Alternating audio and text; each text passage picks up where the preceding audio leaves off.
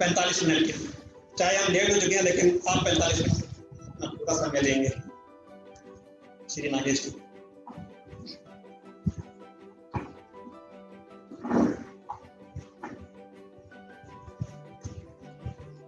आइए सभी लोग एक बार गायत्री मंत्र का पाठ करेंगे, मन को सावधान करेंगे। ओम भूर्भुवः स्वः तत्सवितुर्वरेण्यं भर्गो देवस्य धीमहि धियो यो नः प्रचोदयात्। ओम शन्नो मित्रः शं वरुणः शन्नो भवत्वर्यमा शन्न इन्द्रो बृहस्पतिः शन्नो विष्णुरुक्रमः। नमो ब्रह्मणे नमस्ते वायो त्वमेव प्रत्यक्षं ब्रह्मासि त्वमेव प्रत्यक्षं ब्रह्म वदिष्यामि। ऋतं वदिष्यामि सत्यं वदिष्यामि तन्मामवतु तद्वक्तारमवतु अवतु मामवतु वक्तारम् अवतु मामवतु वक्तारम्। वंदनीय मातृशक्ति, आदरणीय प्रधान जी, मंत्री जी, कोषाध्यक्ष जी, अन्य समस्त उपस्थित आर्य समाज चेंबूर के सदस्यगण और देश भर के विभिन्न भागों से जो लोग फेसबुक के माध्यम से जुड़े हुए हैं, उन सभी को मैं नव वर्ष की शुभकामनाएं देता हूं। जैसा कि आज का विषय पूर्व निर्धारित है, कुछ कदम सुख की ओर, और केवल सुख की ओर नहीं, सच्चे सुख की ओर। क्योंकि सुख की परिभाषाएं तो हम सब अपने अपने हिसाब से कर सकते हैं, लेकिन उन सुखों की ओर बढ़ते हुए क्या वास्तव में हम सुख प्राप्त कर पा रहे हैं, ये हमें जानना बहुत जरूरी है। और इसीलिए आज का विषय रखा गया, क्योंकि नया वर्ष है और जब भी कोई नई शुरुआत होती है, हम कुछ ना कुछ अपने जीवन में रेजोल्यूशंस लेते हैं। अब हम ये करेंगे, इसका अभ्यास करेंगे। कल बड़ा ही प्रसन्नता हुई, मुलुंड कॉलोनी के जो हमारा समूह है उसमें एक मैसेज आया, एक सज्जन ने डाला कि नए वर्ष में हम क्या करेंगे, तो प्रातः सायंकाल संध्या करेंगे, हवन करेंगे। तो ऐसे लोग जब संकल्प लेते हैं तो बहुत अच्छा लगता है। तो इसी प्रकार से हम इस नए वर्ष में प्रयास करके सच्चे सुखों की ओर बढ़ें, इस दृष्टि से आज ये जो इस वर्ष का पहला सत्संग है का विषय ये रखा गया। बहुत पुराने समय की बात है कि एक बार एक भिखारी एक किसान के घर भिक्षा मांगने गया, और जब वो वहां पहुंचा तो उसने देखा कि उसी समय किसान जो है वो खेत से लौट करके आया था। लौट करके उसने अपने जो दो बेटे थे उनके माथे को चूमा, पत्नी को अभिवादन किया, पत्नी ने उसको अभिवादन किया, और उसके बाद में उन दोनों ने उस भिखारी को भिक्षा दी। भिक्षा लेकर के भिखारी चल दिया और मन में सोचने लगा कि क्या जीवन है मेरा, वास्तव में सुखी जीवन तो इनका है, आराम से अपने लिए उगाते हैं, घर में सबके साथ प्रेम से रहते हैं और जीवन को भली प्रकार से जीते हैं। मैं तो दर दर में भीख मांगता फिरता हूँ, परेशान हूँ, हर चीज के लिए मुझे दूसरों पर आश्रित रहना पड़ता है। ऐसा विचार करके वो आगे चलने लगा।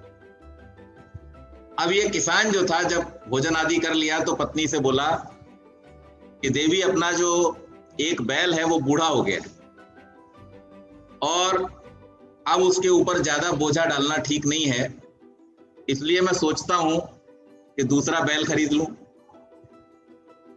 दूसरा बैल खरीदने के लिए पैसे चाहिए, तो सोचा कि अगर साहूकार हमको थोड़ा उधार दे दे तो हम बैल खरीद लें। ऐसा विचार करके दूसरे दिन साहूकार के पास गया। साहूकार से जाकर के धन मांगा तो उसने कहा जी 1% ब्याज पर दूंगा। ठीक है जी, दे दो।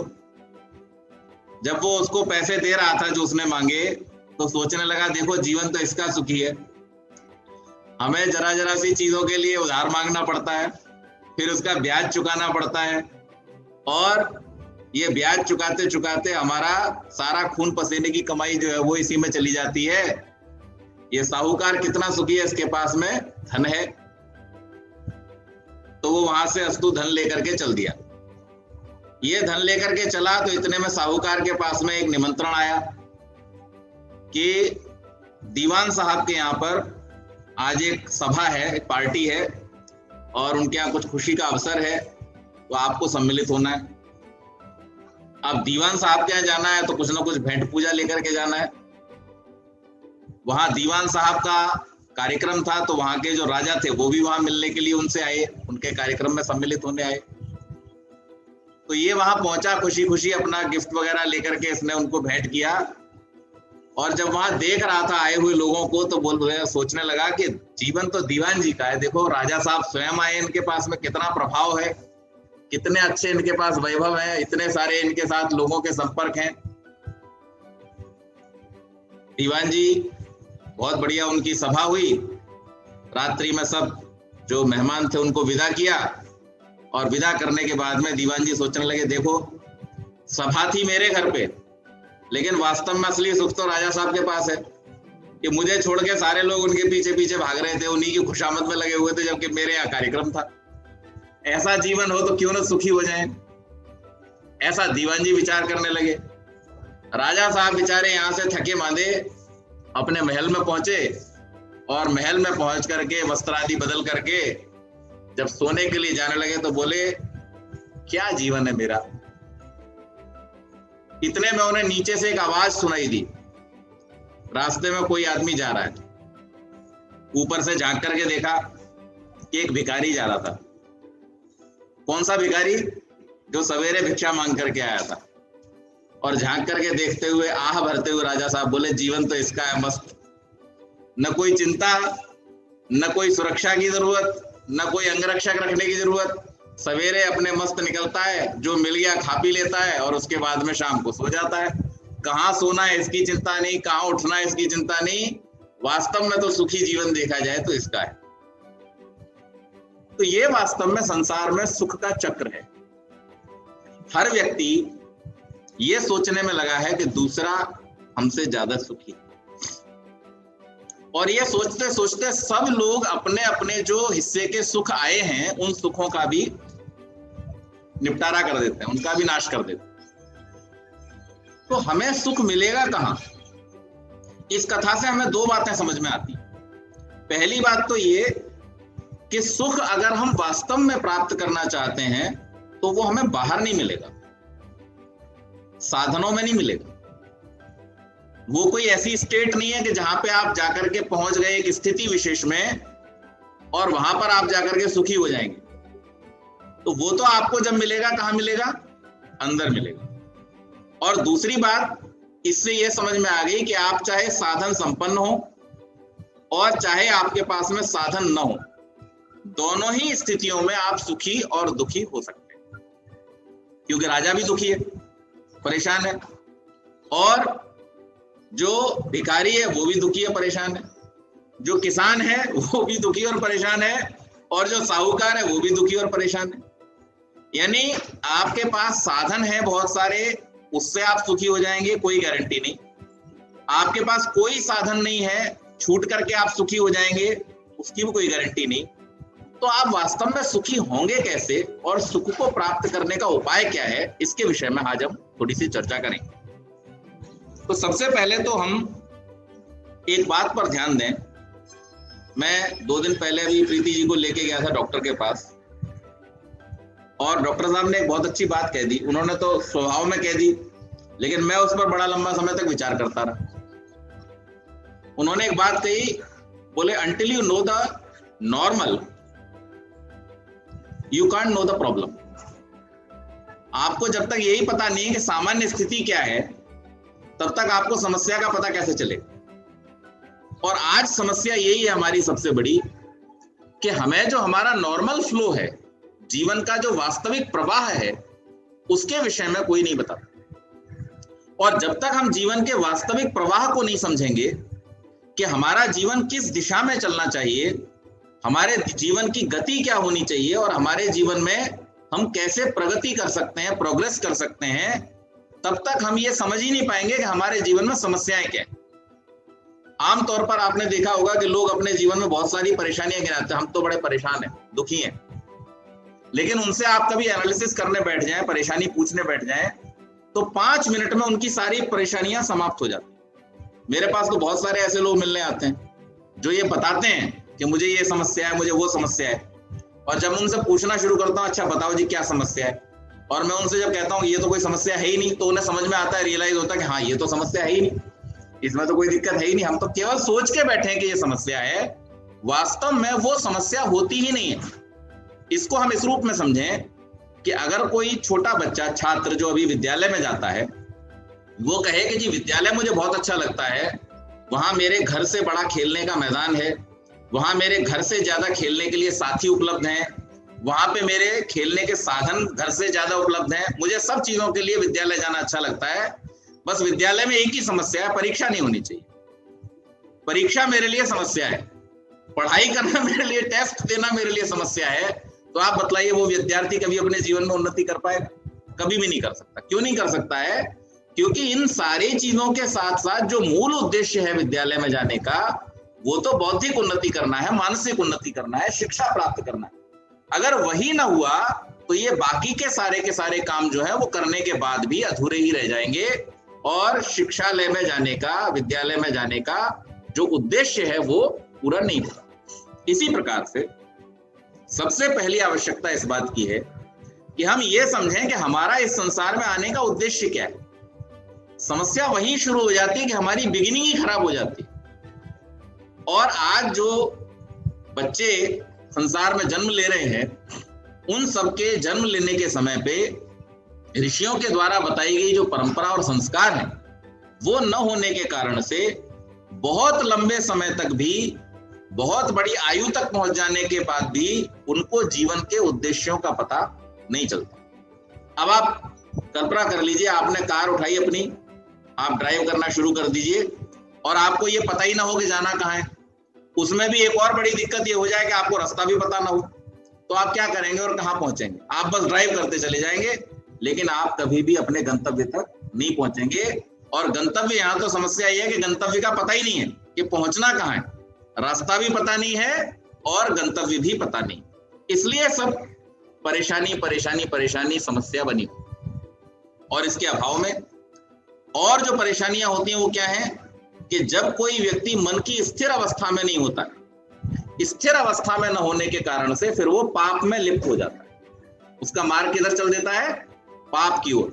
आप संसार में आज देख लीजिए, जितने भी दुराचार करने वाले, व्यभिचार करने वाले, पाप करने वाले लोग हैं, भ्रष्टाचार करने वाले लोग हैं, उन सबकी जब काउंसलिंग की जाती है, जब वो बहुत ज्यादा स्तर पर पहुंच जाते हैं या पकड़े जाते हैं, और पकड़ने के बाद में पुलिस उनको मनोवैज्ञानिकों के पास में लेकर के जाती है ऐसे दोषियों को, तो वहां उनकी काउंसलिंग के समय पे कुछ ना कुछ ऐसा पता चलता है कि उनका जो मेंटल स्टेट है वो डिस्टर्ब्ड है, स्थिर नहीं है, और स्थिर न होने के कारण से वो ऐसे कार्यों में लिप्त हो जाते हैं। तो इससे यह पता चलता है कि कमोवेश हर व्यक्ति की स्थिति जब तक कि उसको सही दिशा न मिले यही बनी रहती है, उसका जो मेंटल स्टेट है वो अनस्टेबल रहता है, और मेंटल स्टेट के अनस्टेबल रहने के कारण से वो व्यक्ति कभी भी सुखों को न पहचान पाता है न प्राप्त कर पाता है। आप बाजार में गए, आपको कहा गया आप सेब लेके आइए,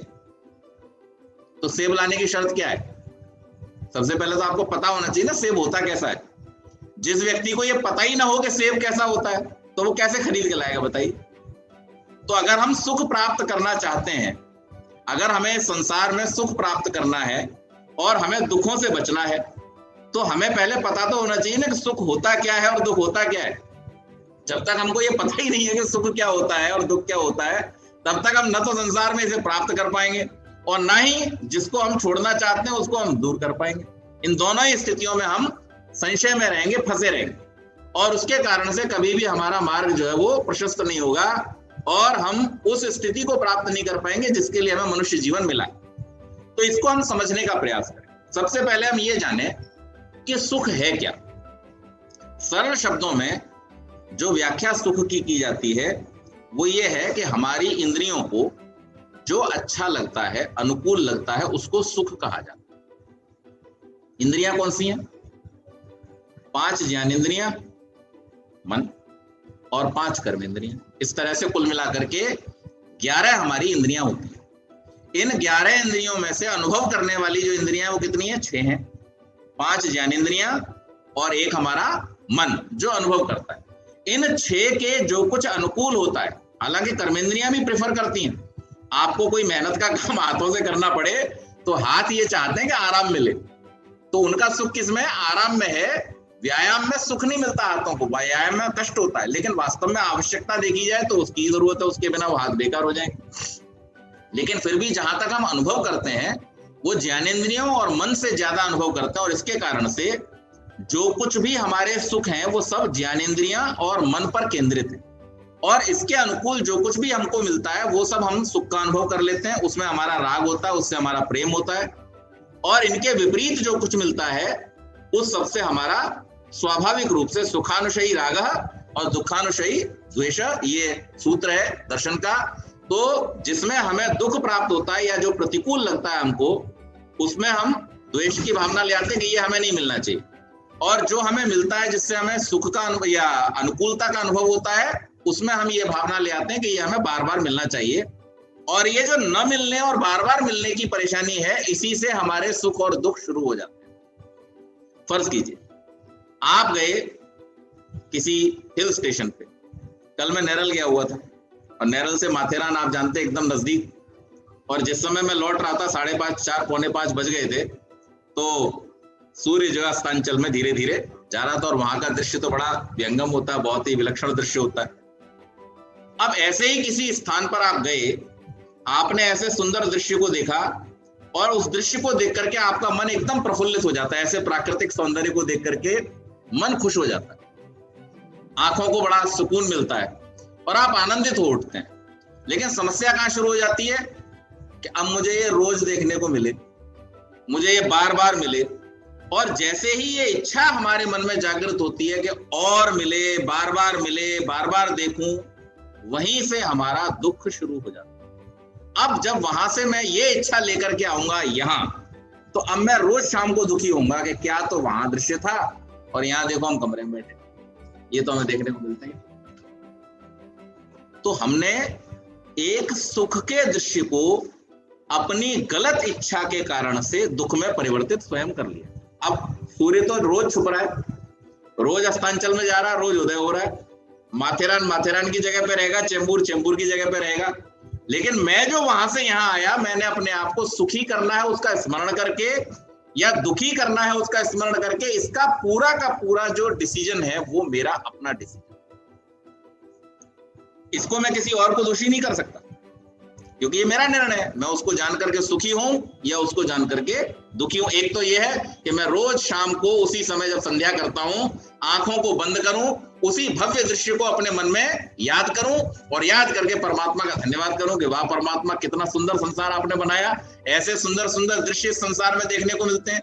और या फिर मैं रोज आंखें बंद करूं और आंखें बंद करके इस बात के लिए परेशान हूं कि हे भगवान, हमें ऐसी जगह पे ही कहीं रख देता, यहाँ क्यों रख दिया है, और इसके लिए मैं अपने मन में खेद मचाऊं। तो ये पूरी तरह से मेरे ऊपर निर्भर करता है। तो पहला जो सुख में सबसे बड़ी बाधा है वो है हमारी इच्छाओं का अनियंत्रित होना।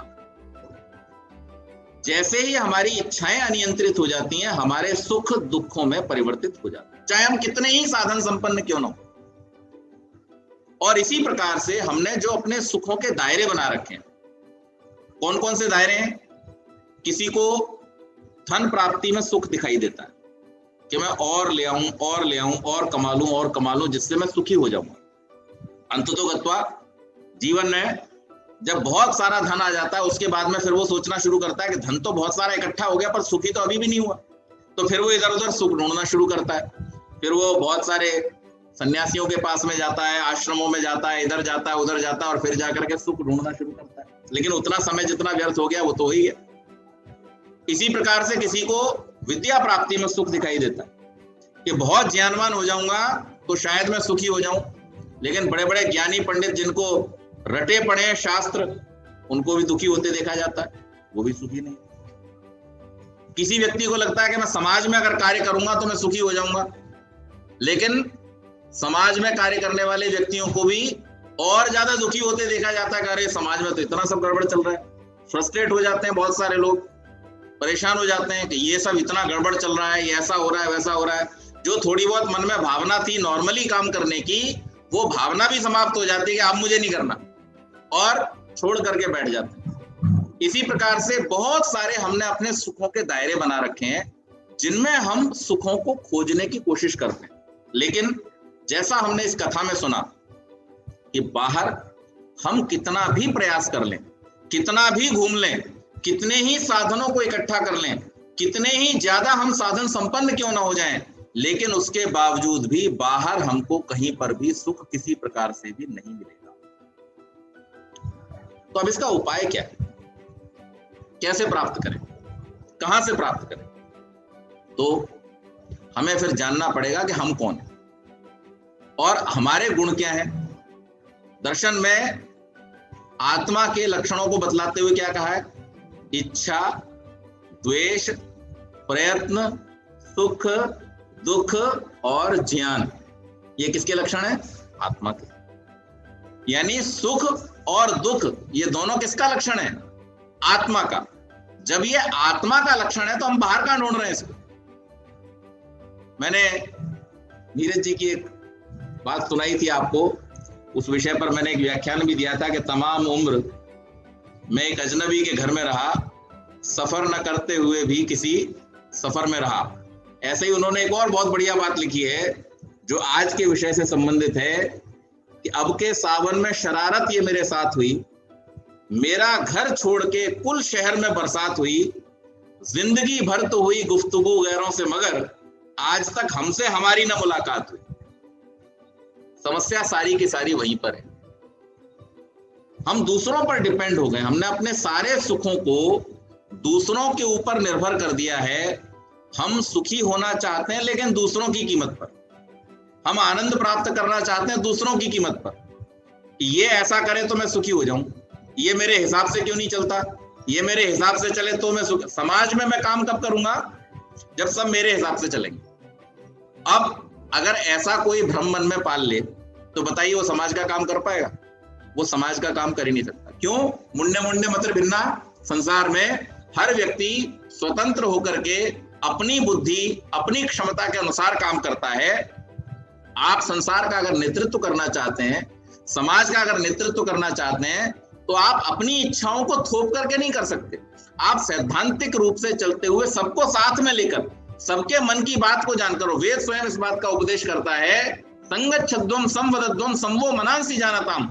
अरे साथ चलो, एक दूसरे की बात को सुनते हुए चलो, एक दूसरे के मन की जानते हुए चलो। अगर आप एक दूसरे के मन की बात को जानोगे नहीं, एक दूसरे के साथ में वार्तालाप करोगे नहीं, एक दूसरे के साथ संगठित होगे नहीं, तो आप कभी भी समाज को आगे नहीं ले जा सकते, नेतृत्व नहीं कर सकते। तो हम जब अपनी इच्छाओं को अनियंत्रित कर देते हैं या हमारी इच्छाएं जब हमारे काबू से बाहर हो जाती हैं, तो हमें जो संसार में जितने भी सुख प्राप्त हुए वो सब सुख हमारे लिए फीके पड़ने लगते हैं और वो दुखों में कन्वर्ट होना शुरू हो जाता है। मैं अगर आप लोगों से पूछना शुरू करूं या आप अपने जान पहचान में कोई व्यक्ति अगर ऐसा कहता हो कि मैं दुखी हूं, उससे पूछना शुरू कीजिए कि तुम्हारे जीवन में कितने सुख हैं उन्हें लिखो और जीवन में कितने दुख हैं उनको नोट डाउन करो। दोनों चीजों को एक बार जरा एक लिस्ट बना लो और फिर देखो पलड़ा किसका भारी। जब आप देख रहे हो तो उस समय उन सारे नेत्रहीनों का ध्यान कर लो जिन विचारों को इस संसार के किसी भी दृश्य को देखने का सुख प्राप्त नहीं है। जब आप सुन रहे हो उस समय उन सारे लोगों का ध्यान कर लो जिनको सुनने की क्षमता नहीं है, जो इन उपदेशों को, वेद के मंत्रों को नहीं सुन सकते, जब आप बोल रहे हो तो उस समय केवल इतना ध्यान कर लो कि ऐसे बहुत सारे लोग, लाखों करोड़ों लोग इस संसार में जिनको बोलने की क्षमता प्राप्त नहीं। जब आप चख रहे होते हो, स्वाद ले रहे होते हो, उस समय अनुभव कर लो। जिस समय आप खा रहे होते हो उस समय ये अनुभव कर लो कि बहुत सारे लोग इस संसार में बेचारे भूखे पेट सो जाते हैं, पानी पी के सो जाते हैं। कितने सुखों को गिनोगे आप? और आप हो तो जब जब रोज सुबह आप उठते हो तब उस परमात्मा का धन्यवाद करो और अपने सुख का अनुभव करोगे। एक दिन और मिल गया आपको अपने जीवन के सुखों को बढ़ाने के लिए, अपने जीवन में सुखों को प्राप्त करने के लिए। क्योंकि न जाने कितने लोग कल शाम से ऐसे सोए होंगे जो सुबह उठे ही नहीं। तो जीवन में कितने सुख हैं अगर हम उनको ध्यान करना शुरू करेंगे। लेकिन इन्हीं सुखों को ध्यान में न रखते हुए, इन सारे की सारी सुविधाओं को, साधनों को ध्यान में न रखते हुए, हम जब दूसरों को देख करके अपने आप को कम आंकना शुरू कर देते हैं, अपनी इच्छाओं को जब अपने सुखों के ऊपर हावी होने देते हैं, तब हमारे ये सारे सुख हमारे साथ होते हुए भी हमें दुख की प्राप्ति होती है। क्योंकि हम ये जान ही नहीं पाते कि हमारे पास में सुख क्या है। तो हम ये समझने का प्रयास करें कि सबसे पहला सुख तो हमारे पास ये है कि हम इस संसार में परमपिता परमेश्वर की कृपा से सबसे श्रेष्ठ मानव योनि में जन्म लिए। और अगर हमने मानव योनि में जन्म लिया है तो इसका मतलब यह है कि हमारे पास में जितने भी संसार के करोड़ों अरबों और जो अन्य प्राणी हैं, उनसे ज्यादा सुविधाएं और साधन उपलब्ध हैं। क्यों जी? नहीं है? संसार में कौन सा ऐसा प्राणी है जिसके पास में वाणी है? कोई भी नहीं। मनुष्य के अतिरिक्त कोई भी ऐसा प्राणी नहीं है जिसके पास में ऐसी बात वार्तालाप करने का साधन उपलब्ध हो। जो जिस वाणी को बोल सकता है स्वयं, उस स्वयं बोली हुई वाणी को लिख करके दूसरों तक पहुंचा सकता है जिनके सामने वो नहीं है। आज हमारे पास साधन है मनुष्य होने के नाते कि हम रिकॉर्ड करके इसको सदियों तक बाद में देख सकते हैं, सुन सकते हैं, जान सकते हैं। क्या ये कम सुविधा है? क्या ये हमारी प्रसन्नता का विषय नहीं होना चाहिए? क्या इसके लिए हमें ईश्वर का धन्यवाद नहीं करना चाहिए? तो ये हमारे पास एक सुख का बहुत बड़ा साधन है। इसके साथ और अंगों को हम देखें, जैसे दृश्य हम देखते हैं संसार में, वैसे दृश्य और कोई नहीं देख सकता। आप अगर वैज्ञानिक दृष्टि से देखें, मनुष्य के अतिरिक्त केवल कुछ ही ऐसे प्राणी हैं जिनको कुछ रंग दिखाई देते हैं। बाकी सबके लिए पूरी दुनिया ब्लैक एंड व्हाइट है। कुछ प्राणियों को दिखाई देते हैं, बाकी सबके लिए दुनिया ऐसी रंगीन नहीं है जैसी हमें दिखाई दे रही है। तो क्या हमारा ये सौभाग्य नहीं है कि परमात्मा ने हमको एक क्षमता दी है कि हम इस सुंदर संसार के सब रंगों को देख सकें? केवल मनुष्य को ये सौभाग्य प्राप्त है। क्या परमात्मा ने हमको बुद्धि नाम की जो चीज दी है, इस टूल के द्वारा हमने इतनी वैज्ञानिक उन्नति, इतने सुख के साधनों को प्राप्त किया है, क्या ये हमारे लिए पर्याप्त नहीं है? क्या हमारे सुंदर अंग जिनसे हम मेहनत करके अपने जीवन में जितना चाहें धन संपत्ति ऐश्वर्य को प्राप्त कर सकते हैं, क्या ये हमारे लिए पर्याप्त नहीं है? कोई हमारे लिए बाधा लगी हुई? आप बताइए, संसार में कौन सा एक ऐसा मनुष्य है जिसके लिए ये बैरियर हो कि आप इससे ज्यादा पैसा नहीं कमा सकते, आप इससे ज्यादा धनवान नहीं हो सकते? कोई ऐसा मनुष्य है? आप देखिए किस किस स्तर से उठ करके लोगों ने और कहां कहां पहुंच करके इस संसार में स्थान को प्राप्त किया है। जिसका जैसा पुरुषार्थ है, जिसकी जैसी मेहनत है, उसके अनुसार वो अपने संसार में धन संपत्ति वैभव ऐश्वर्य यश आदि को प्राप्त कर लेता है। तो इसमें दुर्भाग्य की बात कहां से आ जाती है? कहीं पर भी दुखी होने की बात है ही नहीं। और इसके आगे अगर हम इसकी दार्शनिक मीमांसा में चले जाएं तो वहां पर हमें फिर समझना चाहिए कि संसार का नियम ही है कि जितने भी इस संसार के सुख नाम की वस्तुएं हैं या सुख के साधन नाम की वस्तुएं हैं, उन सब के साथ में दुख स्वाभाविक रूप से जुड़ा हुआ है। यह संसार की सच्चाई है। आप कोई सी भी वस्तु ले लीजिए, किसी भी वस्तु को इस संसार में जो सबसे ज्यादा आपको सुख पहुंचाती हो, उसके साथ में भी दुख जुड़ा हुआ है। क्यों जुड़ा हुआ है? क्योंकि जितनी भी इस संसार में सुख को देने वाली वस्तुएं हैं, वो सबकी सब नाशवान हैं। उनका संयोग और वियोग होता है। जब संयोग होता है तो स्वभाव से सुख प्राप्त होगा, तो जब वियोग होगा तो स्वभाव से ही उसमें दुख छुपा रहे। कुछ वस्तुएं संयोग अगर बहुत लंबा हो जाए तो दुख प्रदान करना शुरू कर देते हैं। जैसे उदाहरण लें, हमें नरम मखमली बिस्तर पर सोना पसंद है, लेकिन अगर उसी पे लिटा दिया जाए और कह दिया जाए आप लेटे ही रहो, तो वही बिस्तर हमको 8-10 घंटे बाद काटने को दौड़ने लगेगा। आप कोशिश करके भी बैठ जाओगे, अब नहीं लेट सकता। क्यों? 8 घंटे पहले तो आप कह रहे थे कि इससे बढ़िया कुछ है ही नहीं चीज। आराम मिल जाए तो इससे बढ़िया बात क्या है, लेटने को मिल जाए तो इससे बढ़िया बात क्या है। थका हुआ आदमी आता तो सबसे पहले वो यही सोचता है कि मुझे आराम मिल जाए, लेकिन वही आराम देने वाला बिस्तर 6 घंटे, 7 घंटे, 8 घंटे के बाद में आपके लिए बहुत भारी समस्या बन जाएगा। अगर आपसे कह दिया गया कि अब इस पर पड़े ही रहो तो आप दुखी होना शुरू हो जाओ। तो यहाँ पर इच्छा की भी बात नहीं है, वो स्वभाव से आपके लिए दुख देने वाला हो जाएगा। और यही इस संसार के हर भोग्य पदार्थ की सच्चाई है। और इसीलिए विद्वानों ने कहा भोगे रोग भयम। इस संसार में जितने भी भोग्य पदार्थ हैं और जितने भी भोग हैं, उन सब में रोगों का भय स्वभाव से उत्पन्न हो जाता है, आप उससे बच नहीं सकते। तो वैज्ञानिक और दार्शनिक दृष्टि से अगर आप सुख के और दुख के बंधनों से, चक्करों से बचना चाहते हैं तो फिर क्या करें? अगर आपको दुख छोड़ना है तो आपको सुख छोड़ना पड़ेगा। आपको अगर दुख छोड़ना है तो आपको सुख छोड़ना कौन सा सुख छोड़ना पड़ेगा? जो संयोग और वियोग वाला सुख है वो आपको छोड़ना पड़ेगा। जो केवल मात्र संयोग है, भूमा वही सुखम नाल्पे सुखम अस्ति, जो दीर्घकालिक है, अनंत काल तक आपके साथ रहने वाला है, वो आपको वास्तव में सुख देगा। और जो थोड़े समय के लिए मिला और उसके बाद में छूट गया, वो सुख भी आपके दुख का ही कारण बनेगा। तो अब हम कैटेगराइज कर लें समझने के लिए कि कौन से वो सुख हैं जो हमको अल्पकाल के लिए मिलते हैं और कौन से वो सुख हैं जो हमको दीर्घकाल के लिए मिलते हैं। तो जैसे जैसे हम सूक्ष्मता की ओर बढ़ेंगे, जैसे जैसे हम निजता की अपनी ओर बढ़ेंगे, वैसे वैसे हमारे सुख जो है वो विस्तृत होते चले जाएंगे। आप देखिए बाहर के जितने भी पदार्थ हैं उनके साथ, मैंने अभी एक बिस्तर का उदाहरण दिया, भोजन का उदाहरण ले लीजिए और किसी चीज का जो आपको पसंद हो, किसी भी वस्तु का बहुत सुंदर भवन, मैं अक्सर उदाहरण देता हूं, आपके सपनों का महल आपको बना करके दे दिया जाए और बस बाहर एक ताला लगा दिया जाए, कुछ नहीं, बाधना लक्षण दुखम।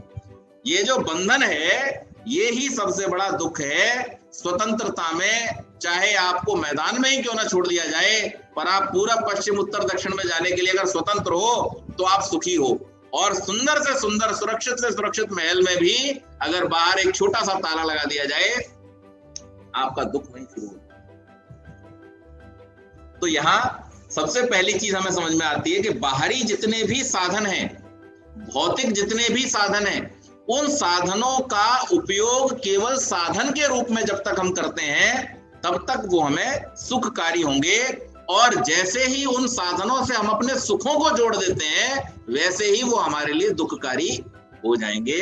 उसमें ये बात हमको अच्छी प्रकार से मन में बिठा लेनी चाहिए, तो हमारा जो भौतिक साधनों से जुड़ा हुआ दुख है वो दूर हो जाएगा। ये लैपटॉप है मेरा, मोबाइल है, इससे जुड़ा हुआ सुख क्या है कि जब तक ये बढ़िया प्रकार से कार्य कर रहा है, मैं इसका उपयोग करूं, जो इसका उपयोग है उससे उपयोग लूं, और उसके बाद जब इसका भी समय पूरा हो जाएगा, 4 साल 5 साल 6 साल चलेगा, उसके बाद में इसकी मशीनरी गड़बड़ हो जाएगी। अगर मशीनरी भी ठीक बनी रही तो मेरे पास एक 10-11 साल पुराना लैपटॉप पड़ा है पर वो आउटडेटेड हो गया, अब उसमें वो सॉफ्टवेयर चलते ही नहीं जो नए सॉफ्टवेयर, तो अब मैं क्या करूं? दुखी हो जाऊं? नहीं, आगे बढ़िए। कैसे आगे बढ़िए? जिस साधन की जो अवधि थी आपने उसका भरपूर उपयोग किया, अब उसकी अवधि समाप्त हो गई, आगे बढ़ जाइए और दूसरे साधन का आप उपयोग कीजिए। यदि ऐसा आपके मन में विचार है और आपने साधन को साधन के रूप में ही समझा हुआ है, वो आपके लिए दुख का कारण नहीं बनेगा। ये शरीर भी ऐसा ही साधन है। अब मैं अपने सारे सुखों को अगर इस शरीर से जोड़ दूं, संसार में वैसे तो सुख का और दुख का दोनों का कारण शरीर ही है, दार्शनिक दृष्टि से देखें, लेकिन सामान्य दृष्टि से भी अगर हम देखें और अगर मैं अपने सब सुखों को इस शरीर पर ही केंद्रित कर दूं कि शरीर है तो सुख और शरीर जैसा है उससे ही सुख, तो क्या मैं इस शरीर की गति को रोक सकता हूं? ये बालक है, ऐसे ही हम भी थे आज से 30-35 साल पहले। उसके बाद धीरे धीरे धीरे धीरे किशोर हुए, युवा हुए, और अब थोड़े दिन बाद पकना शुरू हो जाएगा ऊपर। अभी जो काला काला है सब सफेदी छा जाएगी। हम इसको रोक सकते हैं? अगर हम इसको रोकने का प्रयास में लग जाए, आज देखो दुनिया में कितना प्रयास चल रहा है इसको रोकने का। बड़े से बड़ी बुद्धिशाली लोग, बड़े से बड़े वैज्ञानिक लोग, या तो वो खुद मानसिक विकृति का शिकार है और या फिर वो दूसरों को विकृत करके अपना आर्थिक लाभ करना चाहते हैं। दोनों में से कोई एक बात तो है। लेकिन आज सारा का सारा प्रयास किस चीज को लेके हो रहा है? हम हमेशा जवान बने रहे, हम हमेशा अरे ऐसा होगा ही नहीं, ये तो संसार का नियम है। अगर ऐसा न होता तो फिर तो संसार का क्रम ही बिगड़ जाता। तो जितनी भी वस्तुएं भौतिकता में हैं, चाहे वो शरीर से लेकर के और कितने भी भौतिक साधन हो, उन सबके साथ में मुझे अगर ये इच्छा है कि ये ऐसे के ऐसे ही मेरे पास बने रहें, स्थायी रूप से बने रहें और तभी मैं सुखी होऊंगा, तो मैं कभी सुखी नहीं रह सकता। लेकिन हाँ, इन साधनों के होने से मुझे जो सुख प्राप्त होता है, उन सुखों को प्राप्त करके और मैं अपने कर्तव्य पथ पर आगे चलता रहूं, अपने जीवन के उद्देश्य की प्राप्ति में आगे बढ़ता रहूं और इन साधनों को साधनों तक ही रहने दूं, तो निश्चित रूप से मैं इनका पूरा लाभ ले पाऊंगा, इनसे पूरी तरह से सुखी हो पाऊंगा। तो पहली चीज तो हमें ये समझनी है। दूसरी बात कि हमारे जो सुख हैं वो दीर्घकालिक किनके साथ होंगे? जो वस्तुएं दीर्घकाल तक रहने वाली। कीर्तिर यस्य स जीवति, एक उक्ति बोली जाती, सूक्ति बोली जाती है, जिसकी कीर्ति जीवित रहती है वो व्यक्ति दीर्घकाल तक जीवित रहता है। शरीर से कोई बहुत दीर्घकाल तक नहीं, 100 साल 200 साल तक संभाल लोगे। आजकल के युग में इससे ज्यादा नहीं हो सकता। पहले 300-400 साल तक जो संभाल लेते थे उन्हें भी मृत्यु तक जाना ही पड़ता था। तो ये शरीर तो आपको बहुत लंबे समय तक जीवित नहीं रख सकता, लेकिन इससे ज्यादा किससे जीवित रह सकते हो आप? इससे ज्यादा अगर आप जीवित रहना चाहते हो और सुखी रहना चाहते हो, तो आपको ऐसे कार्यों में जुड़ना पड़ेगा, ऐसे कार्यों में इन्वॉल्व होना पड़ेगा जिन कार्यों से आपके साथ साथ दूसरों का भला होता हो। यानी फोन था लेकिन बिना सिम के मेरे पास 10 साल तक रखा रहा, तो उस फोन से मुझे क्या लाभ मिला? उस फोन की क्या उपयोगिता हुई? उस फोन की उपयोगिता तब थी जब उस फोन को लाने के बाद उसमें मैंने सिम डाला, उसका उपयोग किया, और कैसा उपयोग किया? ऐसा उपयोग किया जिससे उस फोन की उपयोगिता हुई। मैंने उससे अच्छे कार्य किए, अच्छी बातों को किया, अच्छे लोगों के साथ संपर्क किया, तो निश्चित मान लीजिए उसकी उपयोगिता हो गई। इसी प्रकार से शरीर हमें मिला, लेकिन इस शरीर को ही हम संभालते रहे, डब्बे में हमने फोन को बंद रखा जैसे, वैसे ही इस शरीर को खिलाना पिलाना और बस इसी के लिए साधनों को इकट्ठा करना हम करते रहे, तो निश्चित मान लीजिए फिर इससे हमें कोई यश, कोई कीर्ति नहीं मिलेगी। और 100 साल 150 साल जब तक हम इसे सुरक्षित रख पाएंगे, उसके बाद में इसका कोई नाम लेने वाला। लेकिन इसी शरीर को भले कम आयु थी, आप अगर आयु की बात करें, स्वामी दयानंद कितने वर्ष जिए? 59 वर्ष। और 59 वर्षों में से भी जो उनका कार्य करने का समय है वो कब से है? 63 से लेकर के 83 तक, 20 वर्ष का। जब गुरुवर विरजानंद के आश्रम से वो निकले, वहां से लेकर के, और 1883 में जब उनको जहर दे दिया गया, उनकी मृत्यु हो गई, ये जो 20 वर्ष का समय था, इन 20 वर्षों में उन्होंने जो कुछ कार्य किया, उस कार्य की वजह से वो अमर हो गए हमेशा के लिए। अब उनको सदियों तक भुलाया जाना संभव नहीं होगा। मर्यादा पुरुषोत्तम राम का जीवन देखिए, योगेश्वर कृष्ण का जीवन देखिए, गुरु शंकराचार्य का जीवन देखिए। शंकराचार्य तो केवल 28-30 वर्ष की अवस्था में ही संसार को छोड़ करके चले गए, लेकिन क्या उनको युगों युगों तक कोई भुला पाया या भुला सकेगा? तो वास्तव में हमें यह पता चलता है कि इस शरीर को बहुत लंबे समय तक संभाले रखने से हमारी आयु नहीं बढ़ती, हमारे सुख नहीं बढ़ते। इस शरीर का ठीक उपयोग करने से, इस शरीर के द्वारा हम जो धर्म का कार्य, क्यों? शरीर माध्यम खलु धर्म साधनम, और धर्म क्या है? धर्म सुख का मूल है।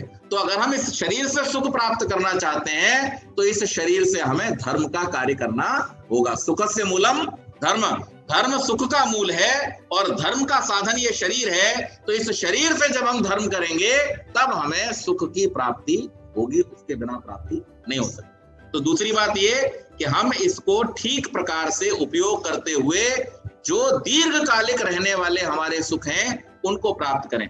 एक रसगुल्ला खाने का सुख कितनी देर है जी? 5 मिनट। अगर आपने कुल्ला नहीं किया खाने का, 7-8 मिनट, चलिए 7-8 मिनट, एक रसगुल्ला खाने का समय कितना है, उसके स्वाद का समय कितना है, 7-8 मिनट। लेकिन अच्छा, आपने मुझे समय बताया है, अच्छा मैं रसगुल्ला खाने का स्वाद पूछ रहा था, कोई बात नहीं, तो 7-8 मिनट हमने कैलकुलेट कर लिया। मैंने कहा इतनी जल्दी परफेक्ट कैलकुलेशन कैसे कर ली कि 8 मिनट तक रसगुल्ला खाने का सुख है। कोई भी बढ़िया से बढ़िया मिठाई खा लें हम, उसका सुख कितनी देर तक है हमारे पास, 5 मिनट, 6 मिनट, 7 मिनट। लेकिन वही एक मिठाई का टुकड़ा हमने किसी को दे दिया जिसको भूख लगी, जिसको आवश्यकता, अब उसका स्वाद कब तक है आपके पास, हमेशा के लिए वो रिजर्व हो गया। अब उस स्वाद को आप कभी भूलोगे नहीं। वो आनंद, वो सुख, वो जो उस समय आपको अनुभूति हुई, वो उत्साह जो आपके मन में आया, वो आपके जीवन भर के लिए आपके साथ परमानेंट हो गया। उसको आप जब जब याद करोगे आपको उतना ही हर्ष, उतना ही। तो इससे हमें पता चलता है कि साधन के अंदर जो सुख है वो लिमिटेड है, लेकिन उसी साधन का सही उपयोग जब हम कर देते हैं तो उससे हमारा सुख कई गुना बढ़ जाता है। पहली बात। दूसरी बात, इससे और ऊपर के स्तर पर हम उठे कि अब हम और ज्यादा दीर्घकालिक सुखों को प्राप्त करना चाहते हैं, तो ऐसे साधन को प्राप्त करना जो हमसे कभी छूटे ही ना। पहला तो भौतिक साधन था जो हमसे छूट जाता है, दूसरा वो साधन था जिससे हम दीर्घ काल तक, जब तक जो लोग हमारे संपर्क में थे, जिन लोगों के लिए हमने अच्छा किया कीर्ति के रूप में, वो हमारा लंबे समय तक बना रहेगा। लेकिन तीसरा जो साधन है वो ये है कि अगर हम पूरी तरह से इससे छूटना चाहते हैं, त्रिविध दुखात्यंत निवृत्ति अत्यंत पुरुषार्थ, तीनों प्रकार के दुखों से अगर हम अत्यंत निवृत्ति चाहते हैं तो हमें अत्यंत पुरुषार्थ करना पड़ेगा। या इसी को अगर दूसरी भाषा में कह दूं कि तीनों प्रकार के दुखों से छूट जाने का प्रयास करना ही हमारे जीवन का सबसे बड़ा पुरुषार्थ है। और वो पुरुषार्थ कैसे होगा कि जब हम बाहर का जो परिवेश है उससे थोड़ा सा अपने अंदर की ओर झांकने का प्रयास करें। जिस दिन हम अपने साथ बैठ गए उस दिन हमारी जो सारी की सारी दुख रूपी, सुख रूपी, साधन रूपी, लोकेशना रूपी, वित्तेषणा रूपी समस्याएं हैं, वो सब की सब स्वयं ही समाप्त हो जाएगी। और ऐसा क्यों होगा? क्योंकि जब हम अपने साथ अपने स्वरूप का दर्शन करेंगे तो हमें यह पता चलेगा कि इन सब साधनों के साथ में रहना केवल इसलिए था क्योंकि हमने पूर्व में कुछ गड़बड़ कर दी थी। दुख, जन्म, प्रवृत्ति, दोष, मिथ्या ज्ञान, तद उत्तरोत्तर अपाया अपायात अपवर्ग। हमारे जितने भी दुख थे उन सब दुखों का कारण तो हमारा ये जन्म लेना था। न जन्म लेते न दुख होता। और जन्म क्यों लिया था हमने? क्योंकि हमारी प्रवृत्ति थी। प्रवृत्ति क्यों हुई थी? क्योंकि कुछ दोष थे। दोष क्यों थे? क्योंकि हमें ठीक ठीक जानकारी नहीं थी। तो जहां से मैंने बात शुरू की थी, हमारी जानकारी ठीक न होने के कारण से ये सारे के सारे सुख और दुख के जंजाल में फंसे हुए हैं। जानकारी को ठीक कर लें, और जानकारी को ठीक करने का उपाय यह है कि थोड़ी देर प्रतिदिन अपने साथ बैठें, जिसको हम मेडिटेशन कह सकते हैं, ध्यान कह सकते हैं, साधना कह सकते हैं, संयम कह सकते हैं। ये करने का हम प्रयास करें। और जब हम अपने साथ में बैठना शुरू कर देंगे, अपने आप को जानना शुरू कर देंगे योग आदि साधनों के माध्यम से, तब निश्चित मान लीजिए कि हमारे दुख जो हैं, हमारी समस्याएं जो हैं, हमारे नाना प्रकार के क्लेश जो हैं, वो सब के सब हमसे दूर होना शुरू हो जाए। ये सब हमने ओढ़ रखे, खरीद रखे। ये सारा माल हमारा अपना खरीदा हुआ है, ये हमें परमात्मा ने नहीं दिया। कई बार लोग कह बैठते हैं कि परमात्मा ने हमें बड़ा दुख दे रखा है। क्योंकि परमात्मा के पास दुख है कहां जो देगा? आप अगर जूते की दुकान पे जलेबी मांगने जाओगे, मिलेगी आपको? नहीं मिल सकती। क्यों नहीं मिल सकती? क्योंकि जो जूते की दुकान खोल के बैठा उसने जलेबी रखी नहीं है अपने पास। परमात्मा जो सुख का भंडार है, परमात्मा जो आनंद का भंडार है, परमात्मा जिसने इस संसार के सब सुखों को सब प्राणियों के लिए दे रखा है, वो क्यों दुख देगा? उसके पास दुख है ही नहीं। दुख तो हम पैदा करते हैं अपनी अकल से, जो हमने उल्टी चाल चल रखी है। उस उल्टी चाल चलने के कारण से इस संसार में हमको दुख, और इस संसार में हमारा रहना, आना, और भोगना, ये सब कुछ हमारी ही इस उल्टी चाल के कारण से हुआ। इसलिए हमें ये प्रयास करना चाहिए कि हम अपने स्वरूप को समझें, अपने आप को जानें, और जान करके फिर हम उस सुख की ओर बढ़ें जो हमारे जीवन में स्थायी रहने वाला है, जो हमारे जीवन का वास्तविक सुख है, जो हमारे जीवन का सच्चा सुख है। साधन हम कितने भी प्राप्त कर लें, उससे हमें सुख प्राप्त होने वाला नहीं है। तो ये थोड़ी सी चर्चा मैंने जीवन के सच्चे सुखों के विषय में की। आप सबने बड़े ध्यानपूर्वक इसको सुना, बहुत बहुत